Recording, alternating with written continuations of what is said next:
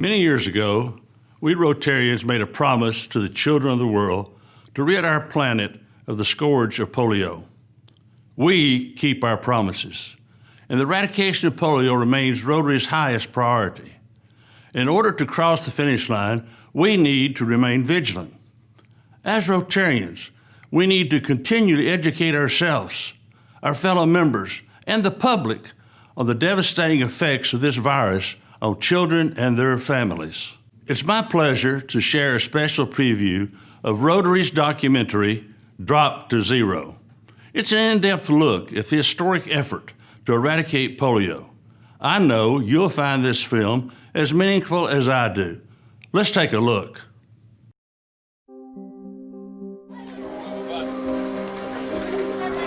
हुआ सबसे ज़्यादा दुख हुआ कि आज हमारे भी दोनों पैर होते तो हम भी कुछ दुख ज़्यादातर हुआ.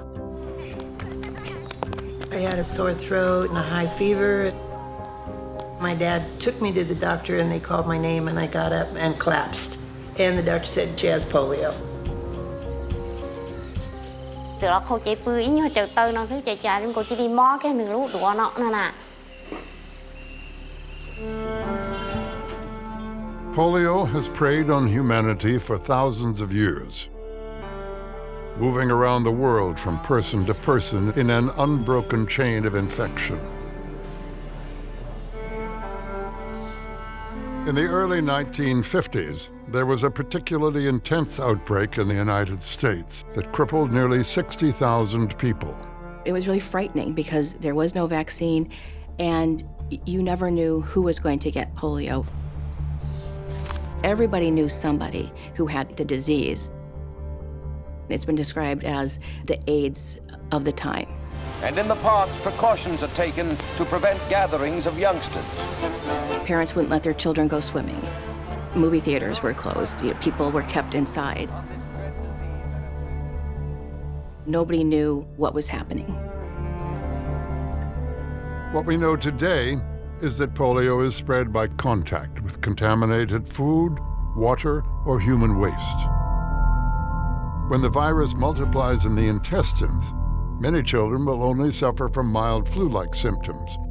But in 1 in 200 cases, it travels to the spine, attacking nerve cells that control the muscles in the arms and legs, leaving the victim paralyzed.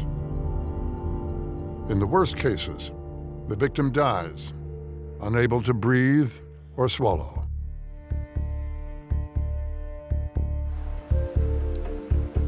In 1954, at the height of the epidemic, Dr. Jonas Salk tested an injectable vaccine, which offered a first ray of hope.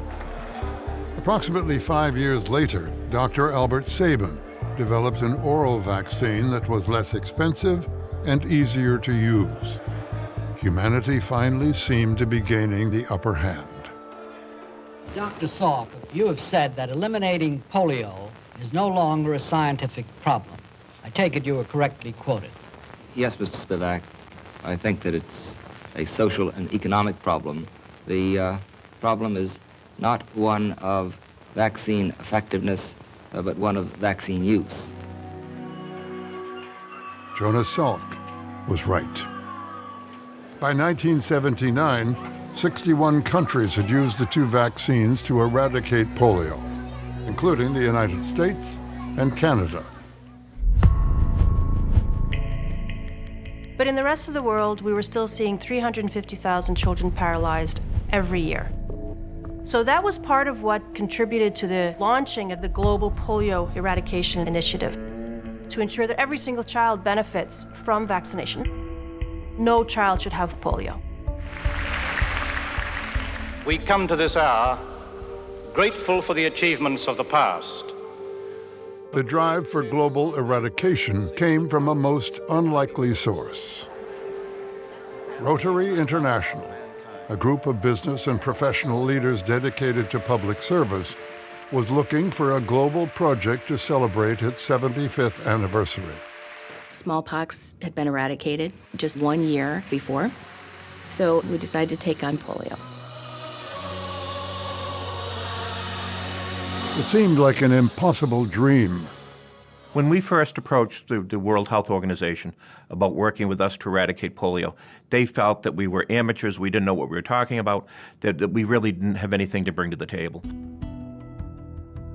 So Rotary went it alone, supplying volunteers and vaccines for mass immunization programs around the world. We knew that there was a vaccine that could be easily administered.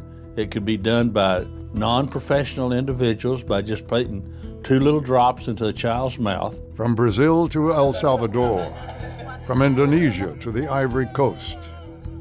These initial campaigns were remarkably successful. In 1979, we did a huge vaccination program in Philippines, 6 million children, and we found it worked. And Rotary raised money for further campaigns. They've exceeded that goal and raised $119,186 million. We're over goal! Now, the World Health Organization took notice. We went back to them and said, we've raised $248 million. Will you work with us to accomplish this? And at that point, the World Health Organization said, yes. The fact that a volunteer organization can persuade public and private people to join us in this manner, I think, says a great deal for mankind that it can be done. In 1988, the World Health Organization launched a public-private partnership called the Global Polio Eradication Initiative, officially adopting Rotary's dream. Without Rotary International lobbying and pressuring and forcing agencies to talk to each other and governments to talk to agencies, we never would have started the Global Polio Eradication Initiative. The United Nations Children's Fund agreed to purchase and distribute vaccines. The U.S. Centers for Disease Control would serve as the program's global virus hunters. You know, if you look at what's made a difference in terms of the progress, often political commitment has been a factor. And Rotary has been key in terms of motivating community leadership, political leadership, to get this job done. The World Health Organization would direct the program's strategy, and Rotary would continue to supply volunteers, raise funds, and act as the program's global advocate. There were many skeptics. The sheer magnitude of vaccinating between 250 million and 400 million children every year, it's mind-boggling. It's the largest global health initiative in history, involving more people on the planet than any other initiative. When the program started in 1988, the goal was to eradicate polio by the year 2000. Although the program missed its original deadline, the number of infected countries dropped from 125 to 9.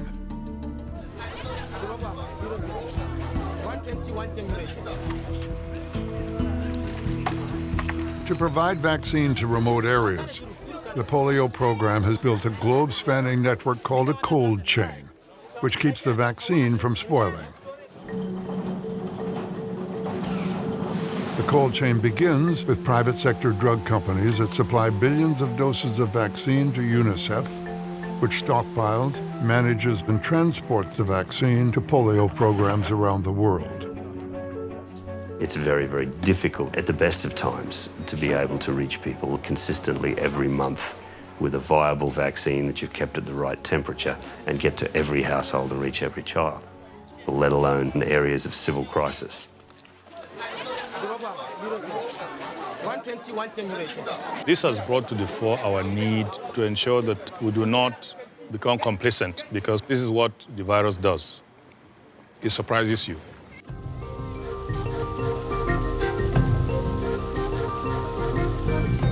As the global program closes in on the goal of eradicating polio, all the stakes get higher. They'll say, we made a promise to the children of the world, and we haven't delivered yet, and we won't stop until we do.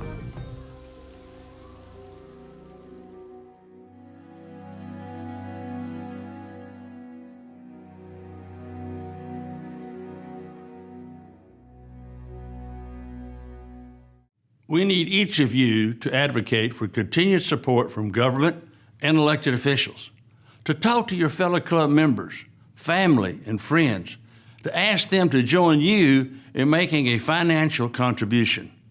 Let's not forget that every donation to End Polio Now will be matched 2-to-1 by the Bill and Melinda Gates Foundation. And finally, please encourage your district leaders to contribute district-designated funds. District-designated fund contributions will be matched 1-for-1 by the World Fund. And with a 2-to-1 Gates Foundation match, contributions of district-designated funds will yield a 6-to-1 match. These critical funds will save lives. That's our history, our vision, and our legacy. Rotary members had the audacity to start this campaign, and we won't stop until it's done.